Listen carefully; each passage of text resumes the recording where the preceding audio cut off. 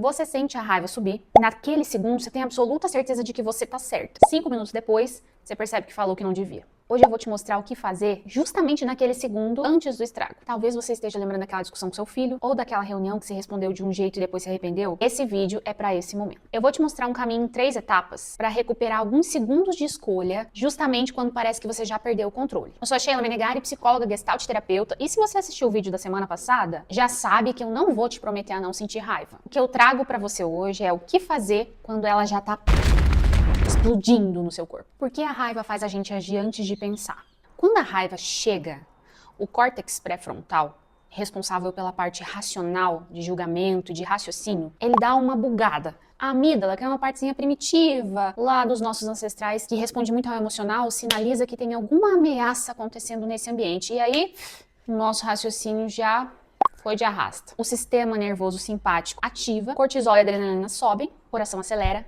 os músculos tensionam, o corpo se prepara para lutar ou para se defender. Perceba como a raiva, ela, deixa a gente em posição de batalha. É como se você ficasse parcialmente cego. Você usa óculos, aí a lente está bem suja e você consegue enxergar um pouquinho entre aquela sujeira. Tudo ainda está ali, só que o teu jeito de enxergar mudou. Por isso que quando eu falo pensa antes de falar, quando você está com muita raiva não funciona. Quando a raiva está no pico, o pensar já foi sequestrado. Pensa numa situação recente em que a raiva apareceu e você reagiu de um jeito que você se arrependeu depois. O que estava acontecendo com o seu corpo antes de você falar? O que estava acontecendo nessa situação? Você sentiu um calor, um aperto no peito, uma aceleração, uma tensionada na mandíbula, suas mãos? Nota isso, sem julgamento. Então vamos às 3 etapas para te ajudar a lidar com isso. A primeira é nomear.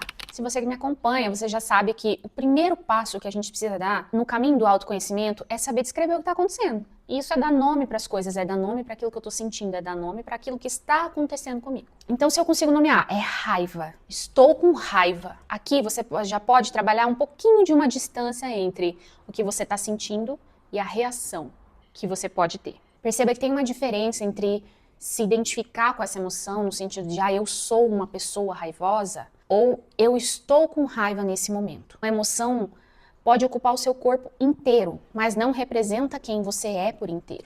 E quando você nomeia em voz baixa, isso vai reduzindo a intensidade fisiológica de toda essa descarga que está acontecendo no seu corpo. Etapa 2, comprar tempo. Você não precisa sair correndo para ganhar um tempo antes de responder, mas você pode criar um intervalo mínimo entre esse estímulo, o que está acontecendo ali, e aquilo que você vai escolher fazer. Por exemplo, pedir um momento, dar uma volta, beber uma água, pedir e falar, olha, deixa eu respirar um pouquinho, deixa eu pensar um pouquinho antes de te responder. Podemos conversar depois? Quando você consegue identificar isso, comprar esse tempo, você não está evitando essa emoção.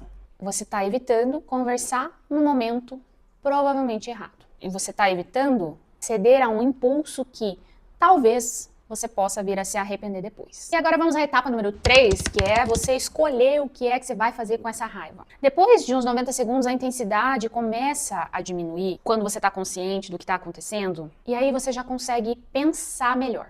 E aí você pode se perguntar, que versão de mim eu quero deixar nessa conversa? Qual versão minha vai responder nessa conversa? Essa pergunta vai te ajudar a escolher de forma mais consciente a como se colocar nessa reação, como responder a essa situação. De novo, de uma maneira consciente. Agora me conta aqui nos comentários qual dessas 3 etapas parece mais difícil para você. Nomear, comprar tempo ou escolher a melhor reação. Eu quero entender aonde que você trava. Agora, essa é a parte mais importante desse vídeo, gente, que eu quero falar sobre uma coisa que ninguém fala, o que é que essa raiva está protegendo. A raiva foi, a situação ficou, e aí vem uma pergunta que poucos fazem. O que essa raiva estava protegendo? Que limite ela estava sinalizando? Quase toda raiva protege alguma coisa. Às vezes um limite que foi ultrapassado, às vezes protege uma dor que ainda não encontrou um jeito de ser expressa, não encontrou palavras, um jeito de ser colocada no mundo, pegou numa ferida, sabe? Às vezes protege uma necessidade sua que ficou muito tempo sem voz e que talvez você nem reconheça. Quando você consegue perceber o que é que a raiva está protegendo, ela deixa de ser sua inimiga e passa a ser uma informação importantíssima para você se firmar na vida,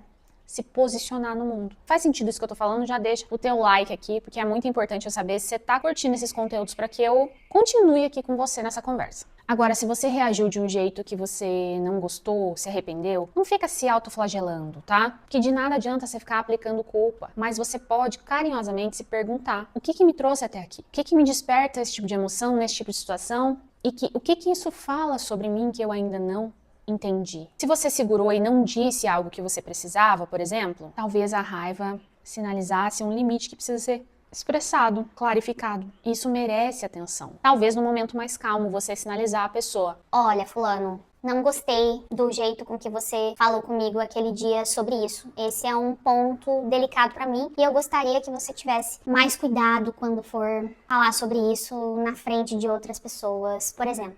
Como a raiva fala de limites também, às vezes ela pode falar de um limite que outra pessoa está colocando para você. E isso pode ser assim um ponto difícil para você lidar, tá? Então, por exemplo, quando alguém diz um não para você e você fica com raiva, pode ser um sinal de que você precisa aprender a respeitar também o limite de outras pessoas. E as duas coisas podem acontecer junto, né? Você aprender a respeitar os seus, aprender a identificá-los e também respeitar o de outras pessoas. Antes de terminar, como toda semana, eu quero deixar uma pergunta para você. Essa semana, quando a raiva aparecer, ao invés de perguntar como eu faço para ela ir embora, experimenta se perguntar: o que ela está tentando proteger em mim? Se esse tipo de ferramenta faz sentido para você, se inscreve aqui no canal. E se você ainda não viu o vídeo da semana passada sobre por que tentar controlar emoções não funciona, ele é o contexto para tudo isso que eu falei aqui hoje. E o link está aqui na descrição. Até o próximo vídeo.